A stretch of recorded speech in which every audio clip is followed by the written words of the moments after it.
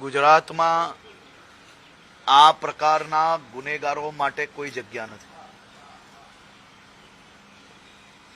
અને મારો નિયમ અને વ્યવહાર એ તમામ ગુનેગારો જોડે આ જ પ્રકારનો રહેશે। રાજ્યની પોલીસ જે કાયદો તોડશે તેની જોડે શું વ્યવહાર કરવો જોઈએ એ પોલીસને ખૂબ સારી રીતે સમજણ છે અને હું બધા જ માતા પિતાઓને અપીલ કરું છું, પોતાના બાળકોને કાયદો જરૂરથી શીખવાડી લેજો।